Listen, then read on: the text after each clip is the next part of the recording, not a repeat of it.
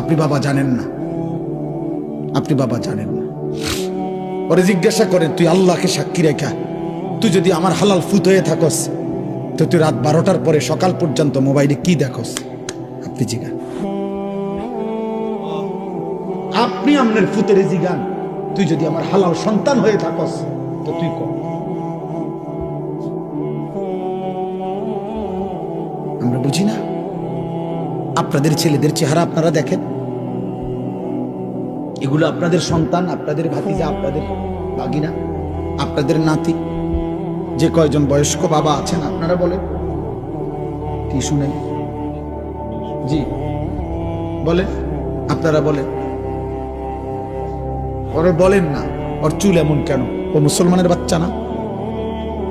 তোর একটাবার জিজ্ঞাসা করেন যে আব্বা তোর দাদার চুল, বাবার চুল, তোর গ্রামের হুজুরের চুল, তোর মসজিদের ইমাম সাহেবের চুল, তোর নবীর চুল, তোর নবীর সাহাবাদের চুল, তোর জামানার আউলিয়া, পিছনের জামানার আউলিয়া, পৃথিবীর কোন ইমানদার মুমিনের চুল, কারোর সাথে তোর চুলের মিল নাই। তুই কোন ধরনের মুসলমান?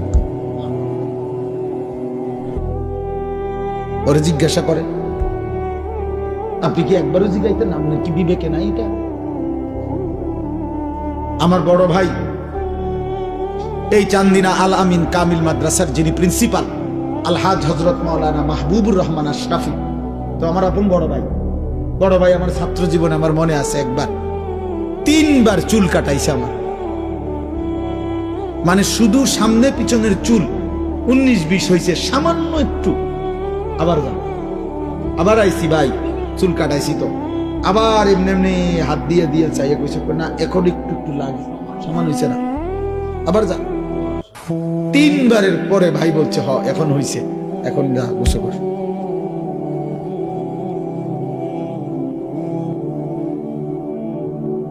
আমার জীবনে আমি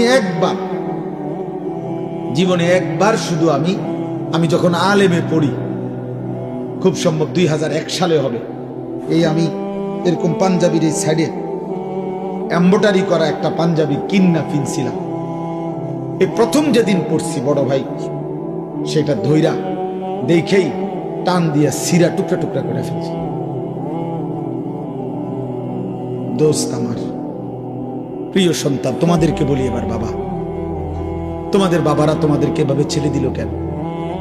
365 দিনে কোনোদিন একদিনও ফজরের নামাজ পড়লা না, তোমার কি কোনোদিন ভোর হবে না? ফজরের মুয়াজ্জিন কি কোনোদিন তোমারে দেখবে না?